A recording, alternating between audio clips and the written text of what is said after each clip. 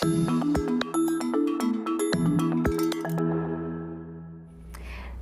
if I was a parent thinking about my own child and wanting my own child to be a better learner, what could I do to help my child become one?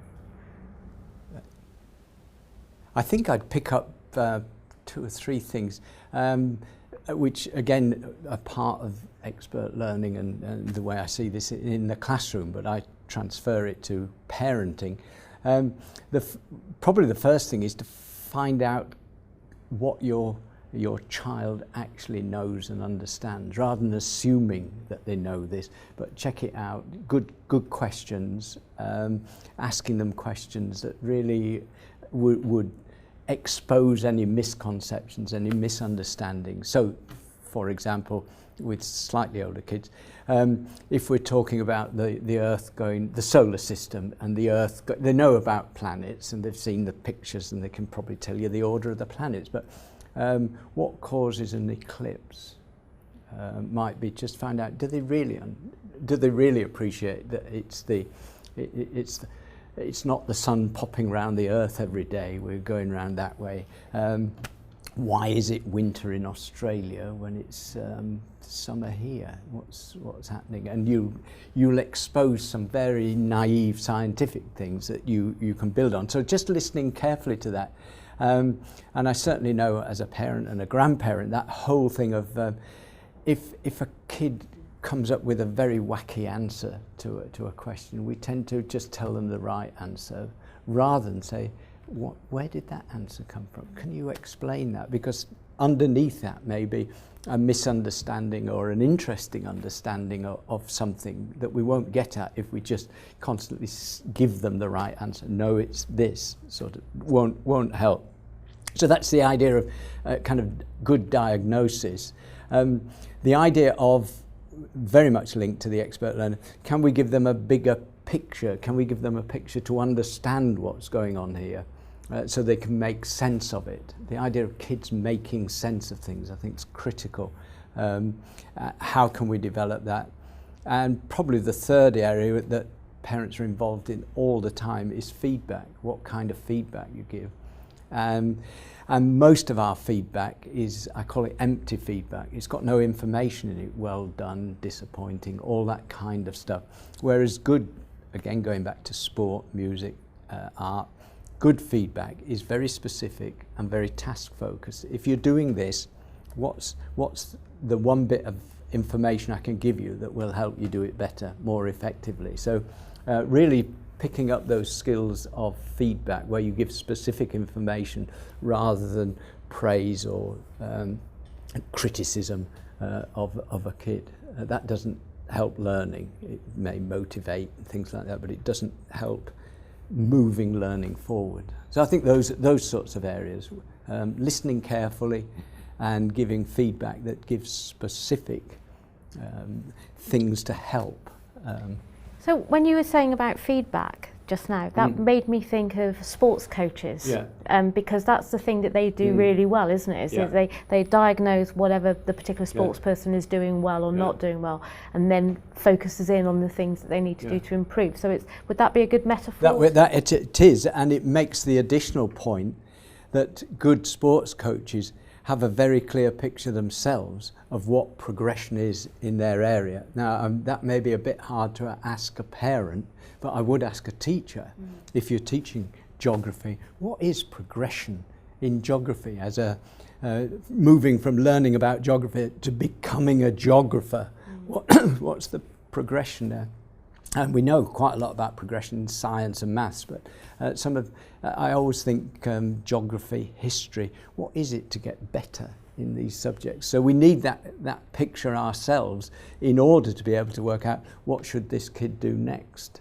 If we don't have a sense of progression or trajectory ourselves, we can't tell them, or we can't know where we're trying to get them to go next, and they won't know why they're going here next. So that importance of the big picture progression in a skill, I think, is critical to that.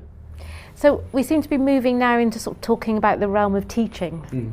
So what can teachers do to help children become better learners? Well, yes, you've reminded me I went off topic there because we were talking about parents, but I think that whole thing, just going back to parents briefly, the whole business of language and how we encourage language and how we extend vocabularies, how we use hypothetical questions rather than just factual questions, is all something parents do fairly naturally, but needs to be emphasised. I think how we encourage the development of richer language, and that's what parents are doing all the time, from baby babble sounds right up, to asking questions and the like.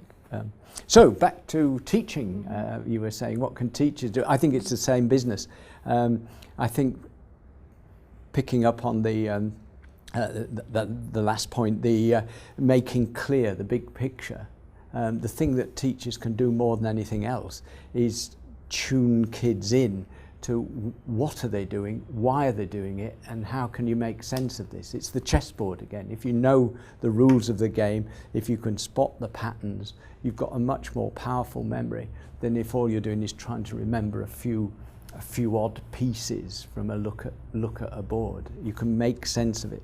And that's where that whole idea of learning intentions, learning goals, whatever you want to call them, and success criteria come in. Can we model what it's like to be able to do this?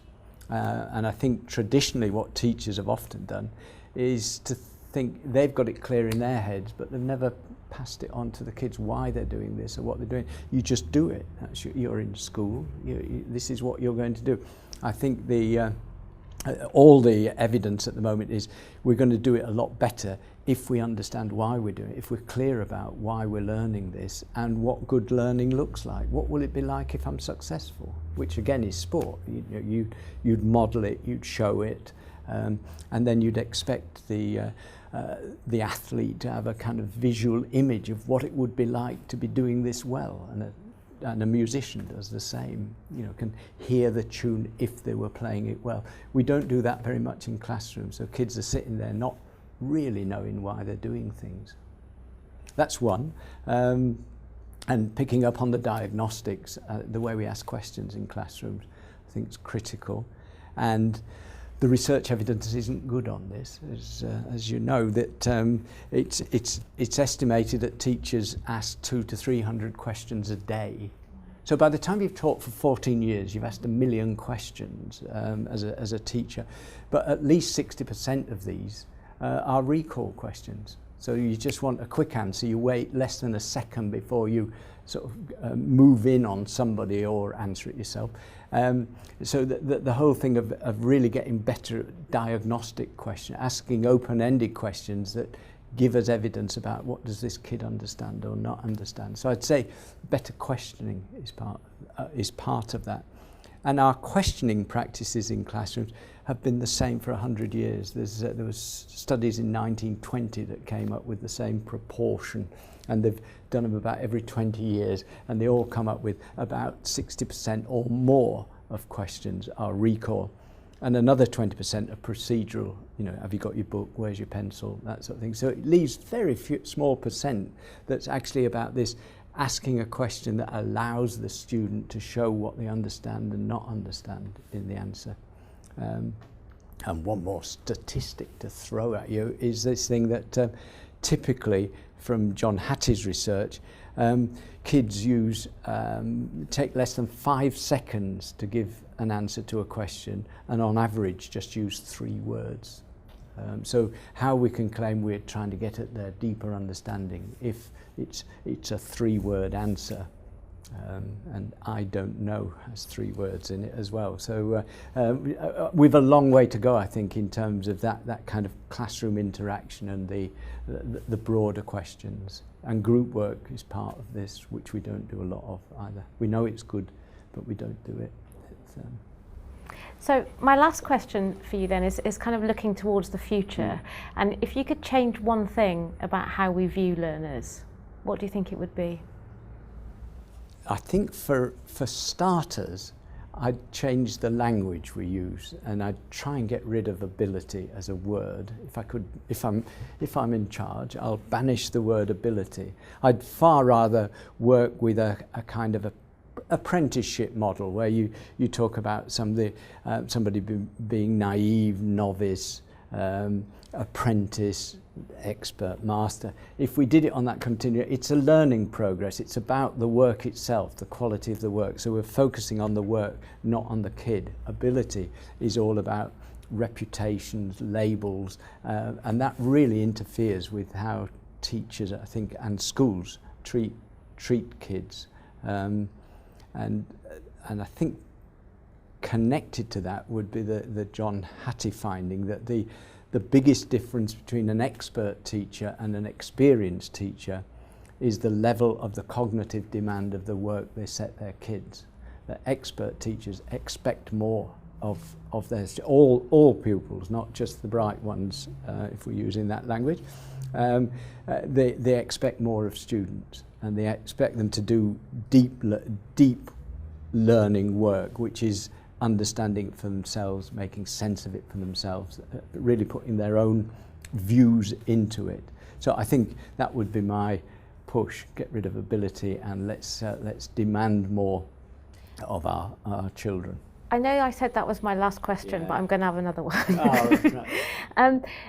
That idea of doing away with ability seems to me that would be quite liberating for teachers and for students, because if you're told that you are you're high ability, or if you're told that you're particularly low ability, it doesn't really give you anywhere to go.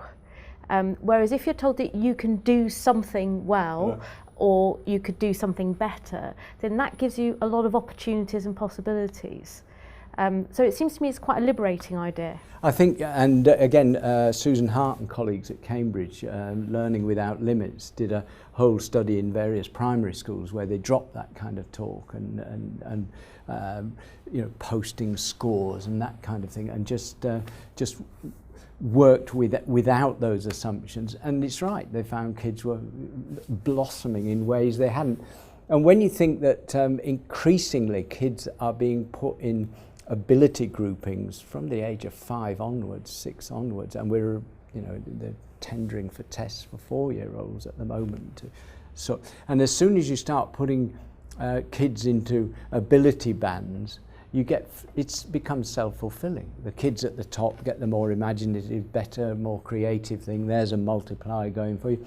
The kids at the bottom are treated as they're not going to get this, so we'll colour it in, and they move slowly, and the gap just widens and widens. And it's Joe Bowler in mathematics has pointed out that from that kind of ability grouping at age 5, 88% of the kids are still in the bottom group at age 16, because we write a script for them at that point about what they can and can't do without really testing it out, without really giving them opportunities. So I take your point, and I think it's been shown, if we could get rid of those kinds of expectations, we'd have a much richer mix on our hands than we have at the moment.